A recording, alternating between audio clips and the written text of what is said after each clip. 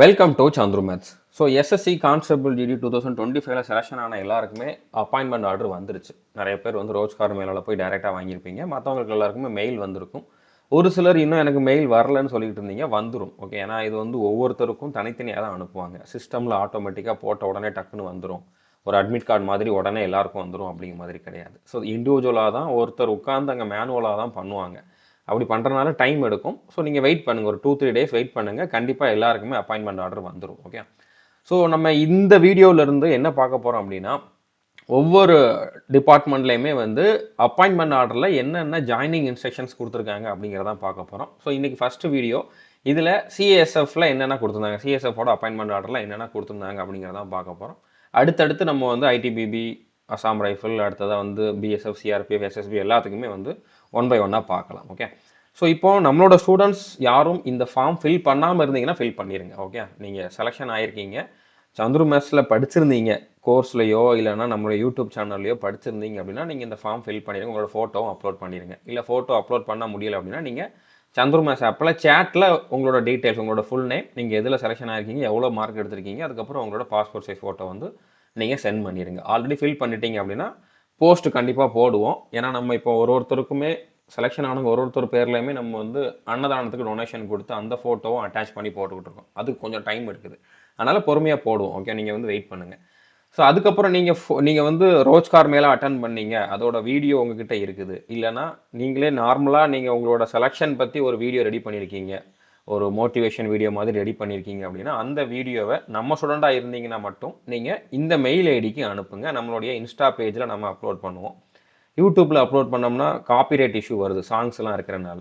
கண்டிப்பாக இன்ஸ்டா பேஜில் அப்லோட் பண்ணுவோம். யூடியூப்பில் எதெல்லாம் அப்லோட் ஆகுதோ அதை மட்டும் அப்லோட் பண்ணுவோம். ஓகே, சந்துரு மேத்ஸ் official@gmail.com அப்படிங்கக்கூடிய மெயில் ஐடிக்கு அனுப்புங்க. ஓகே, ஸோ இப்போ சிஎஸ்எஃபோட அப்பாயின்மெண்ட் ஆர்டரில் என்னென்ன கொடுத்துருக்காங்க அப்படிங்கிறத பார்க்கலாம். இம்பார்ட்டண்ட்டாக உங்களுக்கு தேவையான கண்டிப்பாக தெரிஞ்சுக்க வேண்டிய பாயிண்ட்ஸை மட்டும்தான் நான் சொல்ல போகிறேன். எல்லாத்தையும் வரி வரியாக ரீட் பண்ணி சொல்கிறதுல எந்த யூஸுமே இல்லை. ஓகே, ஸோ இதில் வந்து உங்களுக்கு 2 வருஷம் ப்ரொபேஷன் பீரியட் இருக்கும். ப்ரொபேஷன் பீரியட் அப்படின்னா இதில் வந்து 2 வருஷத்துக்கு அப்புறம் தான் உங்களோட ஜாப் கன்ஃபார்ம் ஆகும். அந்த டைமில் நீங்கள் ஏதாச்சும் தப்பு பண்ணீங்க, உங்கள் மேலே பெரிய ஒரு கம்ப்ளைண்ட் வந்துச்சு அப்படின்னா உங்களை அப்படியே அவங்க வெளியில் அனுப்புறதுக்கு அதிகமான வாய்ப்பு இருக்குது. ஓகே, பட் நீங்கள் வந்து டிசிப்ளினாக இருந்தீங்க, கரெக்டாக ட்ரைனிங் பண்ணுறீங்க அப்படின்னா ஒன்றும் ப்ராப்ளம் இல்லை, பயப்பட வேண்டிய அவசியம் இல்லை. ஓகே, அடுத்ததான் நீங்கள் எந்த ட்ரைனிங் சென்டரில் ரிப்போர்ட் பண்ணணும் அப்படிங்கிறத கொடுத்துருப்பாங்க.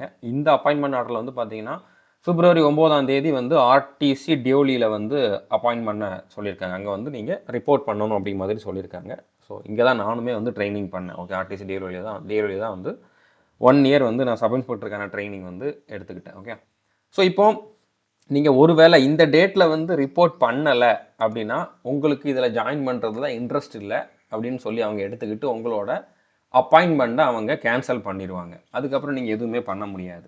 ஸோ எனக்கு வேறு ஒரு ரீசன் இருக்குது, எனக்கு உடம்பு சரியில்லை, இல்லைனா மெடிக்கல் ரீசன் இருக்குது, வேறு ஏதாச்சும் ஒரு முக்கியமான ஒரு ரீசன் இருக்குது அப்படின்னா நீங்கள் அதை பற்றி அவங்களுக்கு முன்னாலேயே தெரியப்படுத்தணும். ஓகே, அதாவது இப்போ 9 உங்களுக்கு ஜாயினிங் கொடுத்துருக்காங்க. ஆனால் 3 முன்னாலேயே, February 3 முன்னாலேயே நீங்கள் எதனால் வர முடியாது அப்படிங்கக்கூடிய அந்த இன்ஃபர்மேஷன் ஸ்பீட் போஸ்ட்டில் அவங்களுக்கு நீங்கள் அனுப்பணும்.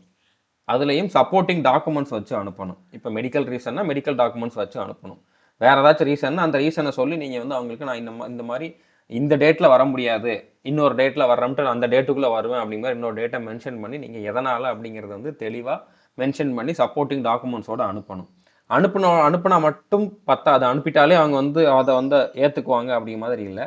நீங்கள் அனுப்புனதை அவங்க வந்து பார்த்துட்டு அடுத்து உங்களுக்கு அவங்க வந்து ரிப்ளை பண்ணுவாங்க. ஓகே, ஸோ அவங்க வந்து நீங்கள் வாங்க வர வேண்டாம், இல்லை அப்போ கூட வந்துக்கோங்க அப்படிங்கிற மாதிரி ஏதாச்சும் சொல்லுவாங்க. அதை வச்சா நீங்கள் வந்து ஜாயின் பண்ணணும். ஓகே, ஒரு சில டைம் வந்து அதை அக்செப்ட் பண்ணிக்க மாட்டாங்க. நீங்கள் வந்தே ஆகணும் அப்படிங்கிற மாதிரி சொன்னாங்கன்னா நீங்கள் போய் தான் ஆகணும். ஓகே, ஸோ புரிஞ்சுருக்குன்னு நினைக்கிறேன்.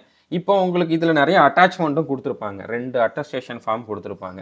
அந்த ஃபார்மை நீங்கள் வந்து பிரிண்ட் அவுட் எடுத்து ஃபில் பண்ணணும். அதை எப்படி ஃபில் பண்ணணும் அப்படிங்கிறத சொல்கிறேன். இப்போ அந்த அட்டஸ்டேஷன் ஃபார்மில் 15வது பாயிண்ட், அதில் நீங்கள் ஏதாச்சும் ஒரு கொஸ்டினுக்கு எஸ் கொடுக்குறீங்க அப்படின்னா அது வந்து உங்கள் மேலே எதுவும் கேஸ் பெண்டிங்கில் இருக்குதா, உங்களுக்கு தண்டனை கொடுத்துருக்காங்களா, எக்ஸாமில் எதில் இருந்து டிபாராக இருக்கீங்களா, அந்த மாதிரி பாயிண்ட்டாக இருக்கும். அதில் ஏதாச்சும் ஒரு கொஸ்டினுக்கு நீங்கள் எஸ்ங்கிற ஆன்சரை கொடுக்குற மாதிரி இருக்குது அப்படின்னா கண்டிப்பாக நீங்கள் அந்த பாயிண்ட்டுக்கான எக்ஸ்ப்ளனேஷன் வந்து நீங்கள் கொடுக்கணும். ஓகே, தனியாக நீங்கள் அவங்களுக்கு வந்து போஸ்ட் அனுப்பணும். ஓகே, நீங்கள் எந்த ட்ரைனிங் சென்டர் போகிறீங்களோ அந்த ட்ரைனிங் சென்டருக்கு நீங்கள் ஜாயின் பண்ணுறதுக்கு முன்னாலே போஸ்ட்டில் அனுப்பி வைக்கணும். இந்த மாதிரி என் மேலே கேஸ் இருக்குது, கேஸ் பெண்டிங்கில் இருக்குது, இந்த மாதிரி முன்னால் ஒரு கேஸ் நடந்துச்சு அப்படிங்கிற மாதிரி அந்த டீட்டெயில்ஸ் எல்லாம் அவங்களுக்கு நீங்கள் அனுப்பணும். அதுக்கான சப்போர்ட்டிங் டாக்குமெண்ட்ஸ் எல்லாம் அனுப்பிச்சிட்டு அவங்க என்ன ரிப்ளை பண்ணுறாங்களோ அதுக்கு ஏற்ற மாதிரி தான் நீங்கள் வந்து ஜாயின் பண்ணுறதை டிசைட் பண்ண முடியும். அவங்க நீங்கள் இப்போவே வாங்க, இல்லைனா இந்த டாக்குமெண்ட்லாம் கொண்டுக்கிட்டு வாங்க, இல்லைனா இப்போ நீங்கள் வரக்கூடாது அப்படிங்கிற மாதிரி ஏதாச்சும் சொன்னாங்கன்னா அதை நீங்கள் ஃபாலோ பண்ணணும். ஓகே, இதை நீங்கள் மறைக்க முடியாது. ஏன்னா போலீஸ் வெரிஃபிகேஷன் சர்டிஃபிகேட் வாங்குவீங்க, அதில் அது மென்ஷன் ஆகி வந்துடும். ஓகே, அடுத்ததாக வந்து கேரக்டர் சர்டிஃபிகேட், அதுவும் உங்களுக்கு அட்டாச் பண்ணியிருப்பாங்க. அது வந்து நீங்கள் சப் டிவிஷனல் மேஜிஸ்ட்ரேட் இல்லைனா டிஸ்ட்ரிக்ட் மேஜிஸ்ட்ரேட்டை வாங்கணும் அப்படி மாதிரி சொல்லியிருக்காங்க. ஸோ நீங்கள் இதில் நீங்கள் டேரெக்டாக மேஜிஸ்ட்ரேட்டை வாங்கலாம், சப் டிவிஷனல் மேஜிஸ்ட்ரேட்டை வாங்கலாம், இல்லைன்னா ஆர்டிஓ கிட்ட வாங்கலாம். Okay, revenue divisional officer RTO கிட்ட வாங்கலாம். டேரெக்டாக ஆர்டிஓ போட மாட்டார். விஏஓ, ஆர்ஐ, தாசில்தார்லாம் போட்டதுக்கப்புறம் தான் வந்து ஆர்டிஓ வந்து அவரோட சைனை வந்து கொடுப்பாரு. ஓகே, விஏஓ தாசில்தாருக்குலாம் அங்கே சைன் போடுறதுக்கு அந்த சர்டிஃபிகேட்டில் இடம் இருக்காது. பட் அவங்க சைடில் போட்டுக்குவாங்க. ஓகே, சின்ன சின்னதாக சைடில் போட்டுருவாங்க. அதுக்கப்புறம் இவர் போடுவார். நார்மலாக இதுக்கு வந்து அவங்க போலீஸ் வெரிஃபிகேஷன் சர்டிஃபிகேட்டும் கேட்பாங்க. அதையும் வாங்கிட்டு அதுக்கப்புறம் தான் இதை போடுவேன் அப்படிங்கிற மாதிரி சொல்லுவாங்க. நீங்கள் விசாரிச்சுக்கோங்க, உங்கள் ஏரியாவில் எப்படி கொடுக்குறாங்க அப்படிங்கிறத விசாரிச்சுக்கோங்க. ஸோ அடுத்து போலீஸ் வெரிஃபிகேஷன் சர்டிஃபிகேட்டும் வாங்கிட்டு வர சொல்லியிருக்காங்க. அதுக்கப்புறம் நீங்கள் டாக்குமெண்ட் வெரிஃபிகேஷனுக்கு என்னென்ன டாக்குமெண்ட்லாம் கொண்டு போனீங்களோ அது எல்லாத்தையுமே ஒரிஜினல் கண்டிப்பாக கொண்டு போகணும். உங்களோட education certificate, category certificate. Already நான் வந்து இப்போ ஓபிசியில் இருந்திருந்தேன், டாக்குமெண்ட் வெரிஃபிகேஷன் போனப்போ கொண்டு போன அந்த சர்டிஃபிகேட் போதுமா, புதுசு வேணுமான்னு ஒரு சிலர் கேட்பீங்க. பழசே போதும். நீங்கள் டாக்குமெண்ட் வெரிஃபிகேஷனுக்கு உங்களை எந்த சர்டிஃபிகேட் ஓகேன்னு சொன்னாங்களோ அந்த சர்டிஃபிகேட்டே போதும். நீங்கள் புதுசாக எதுவும் எடுக்க வேண்டிய அவசியம் இல்லை. டொமிசைல் சர்டிஃபிகேட் எதுவுமே புதுசாக எடுக்க வேண்டிய அவசியம் இல்லை. இல்லை நான் எடுத்துட்டேன் அப்படின்னா ப்ராப்ளம் இல்லை, நீங்கள் கொண்டு போகலாம். ஓகே, ஸோ புரிஞ்சுட்டு நினைக்கிறேன். அதுக்கப்புறம் நீங்கள் டாக்குமெண்ட் வெரிஃபிகேஷன் போனப்போ உங்களுக்கு ஏதாச்சும் ரிமார்க் நோட் பண்ணியிருக்காங்க, இந்த டாக்குமெண்ட்டில் இந்த மாதிரி கொஞ்சம் மிஸ்டேக் இருக்குது, இதை நீ கரெக்ட் பண்ணிட்டுவான்னு சொல்லிட்டு அவங்க நோட் பண்ணி வச்சுருந்தாங்க. உங்ககிட்ட இதை கண்டிப்பாக நீ ஜாயின் பண்ணுறப்போ கொண்டு வா அப்படிங்கிற மாதிரி உங்ககிட்ட எதுவும் சொல்லியிருந்தாங்க அப்படின்னா நீங்கள் அதை வந்து கொண்டு போயிருங்க. ஓகே, அப்படி உங்ககிட்ட எதுவும் சொல்லலை, எதுவும் நோட் பண்ணலை அப்படின்னா ப்ராப்ளம் இல்லை. ஓகே, ஸோ அதுக்கப்புறம் 2 பாஸ்போர்ட் சைஸ் ஃபோட்டோ கேட்டிருக்காங்க. கண்டிப்பாக 2 பத்தாது, நீங்கள் ஒரு 10, 16 கூட கொண்டு போயிருங்க. ஏன்னா அடுத்தடுத்து உங்களுக்கு அங்கே சின்ன சின்ன இதுக்கெலாம் தேவைப்படும். ஆனால் நீங்கள் வந்து பாஸ்போர்ட் சைஸ் ஃபோட்டோ கொஞ்சம் அதிகமாக எடுத்துக்கோங்க. ஓகே, அதுக்கப்புறம் நீங்கள் வேறு எக்ஸாமுக்கு எதுக்கும் அப்ளை பண்ணியிருக்கீங்க அப்படின்னா ஜாயின் பண்ணுறப்ப நீங்கள் வந்து அதை பற்றி இன்ஃபார்ம் பண்ணணும். அப்போ தான் உங்களுக்கு டெக்னிக்கல் ரெசிக்னேஷன் கிடைக்கிறதுக்கு வாய்ப்பு இருக்குது, எக்ஸாமுக்கு லீவு கிடைக்கிறதுக்கு வாய்ப்பு இருக்குது. நிறைய பேர் வந்து பிசி எக்ஸாம் கிளியர் பண்ணியிருப்பீங்க, எஸ்ஐ எக்ஸாம் கிளியர் பண்ணியிருப்பீங்க, அடுத்து ஃபிசிக்கலுக்கு வர வேண்டியிருக்கும். ஓகே, ஸோ அந்த மாதிரி இருக்கிறனால அப்படி எதுவும் இருக்குதுன்னா நீங்கள் ஜாயின் பண்ணுறப்பவே இன்ஃபார்ம் பண்ணிடுங்க. அதுக்கப்புறம் ஸ்டேட் பேங்க்கில் சேவிங்ஸ் பேங்க் அக்கௌண்ட். ஓகே, உங்களோட நேம் தான், ஜாயிண்ட் அக்கௌண்ட்லாம் கிடையாது. உங்களோட நேமில் ஒரு சேவிங்ஸ் பேங்க் அக்கௌண்ட் ஸ்டேட் பேங்க்கில் தான் ஓப்பன் பண்ணணும். ஸோ இதில் வந்து நீங்கள் ஜாயின் பண்ணுறப்போ நீங்கள் வந்து அந்த பேங்க் அக்கௌண்ட்டுக்கான passbook, cheque book, ATM card இதெல்லாம் கொண்டு போயிருங்க. ஸோ நீங்கள் வந்து அக்கௌண்ட் ஓப்பன் பண்ணுறப்பவே வந்து செக் புக்குக்கும் சேர்த்து அப்ளை பண்ணிடுங்க. ஏன்னா அதுக்கு 1 வாரம் ஆகும் அப்படிங்கிற மாதிரிலாம் சொல்லிடுவாங்க. அதனால் நீங்கள் சேர்த்தே அப்ளை பண்ணிடுங்க. பாஸ்புக்கும் வேணும், செக் புக் கண்டிப்பாக வேணும், ஏடிஎம் கார்டும் வேணும். ஓகே, ஸோ அடுத்ததாக வந்து பேன் கார்டு, ஆதார் கார்டும் நீங்கள் கொண்டு போயிடணும். ஓகே, உங்களோட நேமில் நியூ பென்ஷன் ஸ்கீமில் அக்கௌண்ட் ஓப்பன் பண்ணுறதுக்காக. அதுக்கப்புறம் மினிமம் 8000 ரூபா மணி கொண்டு போயிருங்க. ஓகே, இது வந்து உங்களோட மெஸ் டெபாசிட்டுக்காக. இதையும் தாண்டி நீங்கள் அட்லீஸ்ட் ஒரு 10,000 ரூபாச்சும் கொண்டு போய்க்குவாங்க. உங்களுக்கு போன உடனே மாதமே சம்பளம் வரும் அப்படிங்கிறத சொல்ல முடியாது. 2 மாதம் 3 மாதம் ஆகலாம். ஸோ அதுக்கு உங்களுக்கு செலவுக்கு வேணும் அப்படின்னால நீங்கள் அதுக்கு கொஞ்சம் எக்ஸ்ட்ரா அமௌண்ட் வந்து கொண்டு போயிருங்க. ஓகே, அதுக்கப்புறம் உங்களுக்கு தேவையான ட்ரெஸ்ஸு, அடுத்ததாக வந்து பார்த்தீங்கன்னா பெட்ஷீட் எல்லாமே கொண்டு போயிருங்க. அது இப்போ டெல்லி அப்படிங்கிறதுலாம் இந்த டைம் பயங்கரமாக குளிரும். ஓகே, மேக்ஸிமம் நீங்கள் நார்த் இந்தியாவுக்கு எங்கே போனாலுமே வந்து குளிர் அதிகமாக தான் இருக்கும். ஸோ அதுக்கேற்ற மாதிரி நீங்கள் ஸ்வெட்டர் எல்லாமே கொண்டு போயிருங்க. ஷூ வந்து ஒன்று வாங்கி வச்சுக்கோங்க, அங்கே போய் கண்டிப்பாக கிடைக்கும். பட் நீங்கள் முன்னாலே ஒன்று வாங்கி வச்சுக்கிறது நல்லது. ஓகே, ஒரு ஷூ வாங்கி வச்சுக்கோங்க, நார்மலாக ரன்னிங் ஷூ வாங்கிக்கோங்க, மற்ற ஷூலாம் வேண்டாம், ஃபார்மல் ஷூலாம் வேண்டாம், அங்கே போயிட்டு தேவைன்னா வாங்கிக்கலாம். ஓகே, ஸோ ஷார்ட்ஸு இல்லைனா லோயர் அந்த மாதிரி நீங்கள் ஒரு 2-3 கொண்டு போய்க்கோங்க. ஓகே, ஸோ நீங்கள் ஒரு ஹாஸ்டலுக்கு தங்கி படிக்க போகிறீங்கன்னா என்னெல்லாம் தேவையோ அந்த மாதிரி கொண்டு போங்க. பட் அந்த ஊர் கிளைமேட்டுக்கு என்னெல்லாம் தேவையோ அதுக்கேற்ற மாதிரி ட்ரெஸ் எடுத்துக்கோங்க, பெட்ஷீட் எல்லாமே வாங்கிக்கோங்க. ஓகே, ஸோ புரிஞ்சுட்டுன்னு நினைக்கிறேன். அடுத்து வந்து நீங்கள் ஜுவல்லரி, எக்ஸ்பென்சிவ் ஐட்டம்லாம் கொண்டு வரக்கூடாது, மொபைல் ஃபோன் கொண்டு வரக்கூடாதுன்னு சொல்லியிருப்பாங்க. மொபைல் ஃபோன் இல்லாமல் போக முடியாது, கண்டிப்பாக நீங்கள் கொண்டு போங்க, ஒன்றும் ப்ராப்ளம் இல்லை. அங்கே போனதுக்கப்புறம் உங்களை அங்கே மொபைல் ஃபோனை வந்து சப்மிட் பண்ண சொல்லலாம். சொல்லிவிட்டு ஒரு நாளைக்கு 1 hour கொடுப்பாங்க, இல்லைனா வீக்லி ஒன்ஸ் கொடுப்பாங்க, அந்த மாதிரி இருக்கும். ஓகே, அது கண்டிப்பாக இருக்கும். அதனால் யாரும் டிசப்பாயிண்ட் ஆகிடக்கூடாது, எல்லா இடத்துலையும் அது இருக்கும். ஓகே, ஸோ இதில் உங்களுக்கு அடுத்த அட்டாச்மெண்ட் இருக்கும், 2 அட்டஸ்டேஷன் ஃபார்ம், 2மே ஃபில் பண்ணணும். 2மே ஒரே மாதிரி தான் இருக்கும், பட் 2 நீங்கள் ஃபில் பண்ணி கொண்டு போகணும். ஒன்றை ஃபில் பண்ணிட்டு ஜெராக்ஸ் எடுக்கிறேன் அப்படிங்கிற மாதிரி கிடையாது, ரெண்டையுமே நீங்கள் ஃபில் பண்ணணும். ஓகே. அடுத்து அனெக்ஷர் 4 அப்படிங்கிறது ஒன்று கொடுத்துருப்பாங்க. அடுத்து போலீஸ் வெரிஃபிகேஷன் சர்டிஃபிகேட், இது வந்து கேரக்டர் சர்டிஃபிகேட் தான். ஓகே. அடுத்து போலீஸ் வெரிஃபிகேஷன் சர்டிஃபிகேட். ஓகே. அதெல்லாம் எப்படி ஃபில் பண்ணலாம் அப்படிங்கிறத பார்க்கலாம். இப்போ ஃபஸ்ட்டு ஒரு கொஸ்டினேர் ஃபார்ம் வந்து கொடுத்துருக்காங்க. ஓகே. இப்போ உங்களுக்கு அகெயின்ஸ்டாக உங்களுக்கு வந்து கோர்ட்லேருந்து உங்களுக்கு தண்டனை எதுவும் கொடுத்துருக்காங்களா, ஏதாச்சும் கேஸில் நீங்கள் வந்து தண்டனை வாங்கியிருக்கீங்களா அப்படிங்கிற மாதிரி கேட்டிருக்காங்க. இருந்தால் எஸ் கொடுங்க, இல்லைனா நோ கொடுத்துருங்க. ஓகே. இந்த மாதிரி டிக் பண்ணுங்கள் போதும். எஸ் அடிச்சுட்டு விட்டால் கூட ஓகே தான், எப்படினாலும் பண்ணிக்கலாம். ஓகே. அடுத்ததாக வந்து பார்த்தீங்கன்னா இப்போ ஒன்று இதை அடிங்க, இல்லைனா டிக் பண்ணுங்கள். ஓகே. அடுத்து is there any case pending against you, ஏதாச்சும் கேஸ் பெண்டிங்கில் இருக்குதா, நோ. அடுத்தது எஃப்ஐஆர் எதுவும் உங்களுக்கு அகேன்ஸ்டாக பெண்டிங்கில் இருக்குதா, நோ. ஓகே. உங்களுக்கு அகேன்ஸ்டாக முன்னால் எதுவும் எஃப்ஐஆர் இருந்துச்சா, நோ. இருந்துச்சுன்னா எஸ் கொடுக்கணும். ஓகே. இதில் வந்து உங்களுக்கு எஸ் கொடுத்துருக்கீங்க, எஃப்ஐஆர் இருந்துச்சுன்னு கொடுத்துருக்கீங்கன்னா அதை பற்றின டீட்டெயில்ஸ் வந்து நீங்கள் அடுத்தடுத்து ஃபில் பண்ணுற மாதிரி இருக்கும். ஓகே. அடுத்து நீங்கள் ஏதாச்சும் சென்ட்ரல் ஸ்டேட் கவர்மெண்ட்டில் ஜாபில் இருந்து டிஸ்மிஸ் ஆகிருக்கீங்களான்னு கேட்டிருக்காங்க. இப்போ தான் ஜாபுக்கே போயிருப்பீங்க, நோ கொடுத்துருங்க. அடுத்து ஏதாச்சும் ஒர்க்கில் இருந்து ஏதாச்சும் சர்வீஸில் இருந்து ப்ரொபேஷன் பீரியட்லேயே டெர்மினேட் ஆகிருக்கீங்களான்னு கேட்டிருக்காங்க, நோ கொடுத்துருங்க. ஓகே. ஸோ இதில் ஏதாச்சும் ஒன்றுக்கு எஸ் இருந்துச்சு அப்படின்னா அதோட கம்ப்ளீட் டீட்டெயில் வந்து நீங்கள் செப்பரேட்டாக ஒரு ஷீட்டில் கொடுக்கணும். இந்த 6 கொஷினில் ஏதாச்சும் ஒரு கொஷினுக்கு எஸ் சொன்னாலுமே நீங்கள் அது எதனால் அப்படிங்கக்கூடிய அந்த எக்ஸ்ப்ளனேஷன் தனியாக ஒரு ஷீட்டில் கொடுக்கணும்னு சொல்லியிருக்காங்க.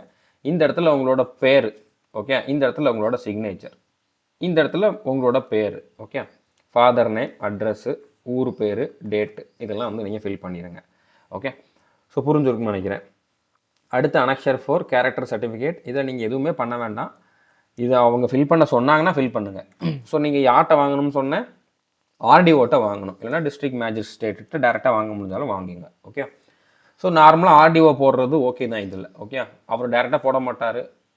இந்த இடத்துல குட்டியாக வந்து விஓஓ போடுவாங்க, அடுத்து வந்து ஆர்ஐ போடுவாங்க, அடுத்து தாசில்தார் போடுவாங்க. இது அதுக்கப்புறம் போலீஸ் வெரிஃபிகேஷன் சர்டிஃபிகேட், இதை வச்சு தான் நார்மலாக வந்து ஆர்டிஓ இந்த இடத்துல சைன் போட்டு சீல் வைப்பாங்க. ஓகே. ஸோ ஃபில் பண்ணுறது அவங்களே ஃபில் பண்ணிக்குவாங்க, இல்லை நீங்களே ஃபில் பண்ணி கொடுங்கன்னா நீங்கள் ஃபில் பண்ணிக்குவாங்க. ஓகே. இதில் ஒன்றும் இல்லை, உங்களோட நேம், உங்களோட அப்பா பேர், உங்களோட நேம், அப்பா பேர், எத்தனை வருஷமாக தெரியும், இந்த இதுதான். ஓகே. அடுத்து இந்த இடத்துல உங்களோட பேர் தான். ஸோ புரிஞ்சுக்கணும்னு நினைக்கிறேன். ஸோ அடுத்து அட்டஸ்டேஷன் ஃபார்ம். அட்டஸ்டேஷன் ஃபார்மில் வந்து இதில் வந்து இந்த இடத்துல ஃபோட்டோ ஒட்ட சொல்லியிருக்காங்க. ஓகே. ஃபோட்டோ ஒட்ட சொல்லியிருக்காங்க. உங்களோட பாஸ்போர்ட் சைஸ் ஃபோட்டோ வந்து ஒட்டிடுங்க. ஓகே. பாஸ்போர்ட் சைஸ் ஃபோட்டோ தான் கேட்டிருக்காங்க, பாஸ்போர்ட் சைஸ் ஃபோட்டோ வந்து ஒட்டிடுங்க. ஸோ அதுக்கப்புறம் இந்த இடத்துல வந்து பார்த்தீங்கன்னா இன் பிளாக் லெட்டர்னு கொடுத்துருக்காங்க. பிளாக் கேபிட்டல் அப்படின்னா என்னது, கேபிட்டல் லெட்டரில் எழுதணும், அவ்வளோதான். ஸோ அதுக்காக பிளாக் இங்கிட்டு எழுதணும் அப்படிங்கிற மாதிரி இல்லை, கேபிட்டல் லெட்டரில் எழுதணும். சர் நேம் அப்படிங்கிறது உங்களோட இனிஷியல். ஓகே. இந்த இடத்துல வந்து உங்களோட பேர், இந்த மாதிரி நீங்கள் வந்து எழுதுங்க. ஓகே.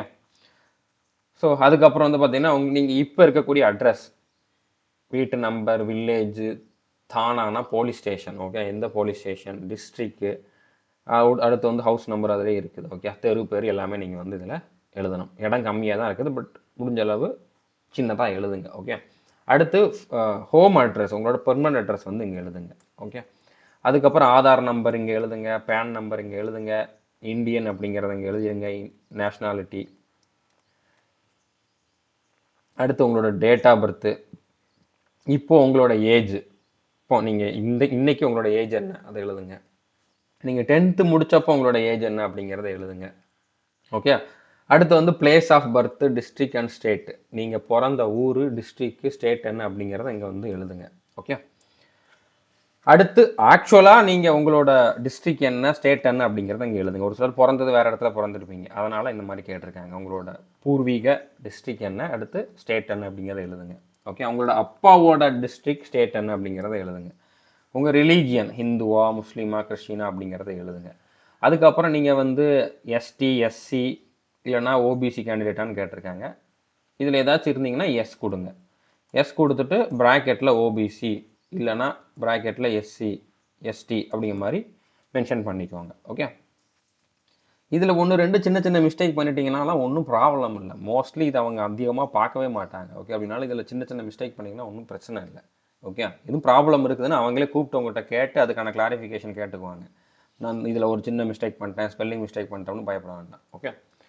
அடுத்து நீங்கள் வந்து 1 வருஷத்துக்கு மேலே, கடந்த 5 வருஷத்தில், ஓகே, இன்னையிலேருந்து ஒரு 5 வருஷத்துக்கு முன்னால் வரைக்கும் பார்த்தீங்க அப்படின்னா, கடந்த 5 வருஷத்தில் ஒரு பர்டிகுலர் பிளேஸில் உங்களோட பெர்மனன்ட் அட்ரஸை தவிர்த்து இன்னொரு பிளேஸில் நீங்கள் வந்து ஒரு வருஷத்துக்கு மேலே இருந்திருக்கீங்க, ஒரு வருஷத்துக்கு மேலே இருந்திருந்தீங்க அப்படின்னா அதோட டீட்டெயில் கொடுக்கணும். இப்போ நான் ஒரு காலேஜில் 3 வருஷம் படித்தேன், அதை கொடுக்கணுமா? கொடுக்கணும். இல்லைனா ஏதாச்சும் ஒரு இடத்துல ஒர்க் பண்ணிக்கிட்டு இருந்தேன் ஒரு வருஷம் 1.5 வருஷம், அதை கொடுக்கணுமா? கண்டிப்பாக கொடுக்கணும். ஓகே. ஸோ எந்த டேட்லேருந்து எந்த டேட் வரைக்கும் அந்த இடத்துல இருந்தீங்க, அந்த இடத்தோட அட்ரஸ்ஸு, ஓகே. அதுக்கப்புறம் டிஸ்ட்ரிக்ட் ஹெட் குவார்ட்டர்ஸ் என்னவோ அதை வந்து கொடுக்கணும். ஓகே, இந்த இடத்தோடது. அந்த மாதிரி 2-3 இருக்குதுன்னா நீங்கள் வந்து இந்த மாதிரி ஃபில் பண்ணணும். ஓகேவா? ஸோ அதுக்கப்புறம் இந்த இடத்துல உங்களோட ஃபேமிலி டீட்டெயில்ஸ், உங்களோட ஃபாதர் நேம், சின்னதாக தான் இடம் இருக்குது, பட் நீங்கள் இதுக்குள்ளே ஃபில் பண்ணுங்கள். ஃபாதர் நேம், மதர் நேம், ஸ்பௌஸ்னால் வந்து மனைவி இல்லைனா கணவன், கல்யாணம் ஆயிருந்துச்சுன்னா ஃபில் பண்ணுங்க, இல்லைன்னா விட்டுருங்க. ஓகே. ஸோ அதுக்கப்புறம் நேஷ்னாலிட்டி இந்தியன் தான். அடுத்து பிளேஸ் ஆஃப் பர்த், அவங்களோட பிறந்த இடம். அடுத்து வந்து அவங்க என்ன வேலை பார்க்குறாங்க அப்படிங்கிறத கொடுக்கணும். இது ஒர்க் பண்ணுறாங்க, ஆஃபீஸில் ஒர்க் பண்ணுறாங்கன்னா அவங்களோட ஆஃபீஸ் அட்ரஸும் கொடுக்கணும். ஓகே. இப்போ இருக்கக்கூடிய போஸ்டல் அட்ரஸ் என்ன, ஒருவேளை இறந்துருந்தாங்க அப்படின்னா அவங்க கடைசியாக இருந்த அட்ரஸ் என்ன அப்படிங்கிறத கேட்டிருக்காங்க. ஓகே. அடுத்து பெர்மனன்ட் அட்ரஸ் என்ன, இது ப்ரெசன்ட் அட்ரஸ், இது வந்து பெர்மனன்ட் அட்ரஸ். ஓகே, ஒவ்வொருத்தருக்கும் கொடுக்கணும். இல்லை எல்லாத்துக்கும் ஒன்று தான் அப்படின்னா நீங்கள் இந்த மாதிரி போட்டுட்டு ஒன்று எழுதுனா கூட போதுமானது. ஓகே, புரிஞ்சுருக்குன்னு நினைக்கிறேன். இது வந்து உங்களோட சன்னோ டாக்டரோ வந்து ஃபாரினில் இருந்தாங்க அப்படின்னா கொடுக்கணும். இந்த 12வது நார்மலாக யாரும் கொடுக்க வேண்டாம், விட்டுருங்க. ஓகே, ஃபாரினில் யாரும் உங்களோட பையன் பொண்ணு யாரும் படித்தாங்கன்னா வேணால் கொடுங்க. ஓகே. அடுத்து வந்து education showing places of education with years in schools and college since 15 years. அதாவது உங்களுக்கு 15 வயசு ஆயிருக்கும்ல, அதுக்கப்புறம் நீங்கள் எங்கெங்கெல்லாம் படிச்சீங்க, என்னென்ன படிச்சீங்க அப்படிங்கிறத கொடுக்கணும்.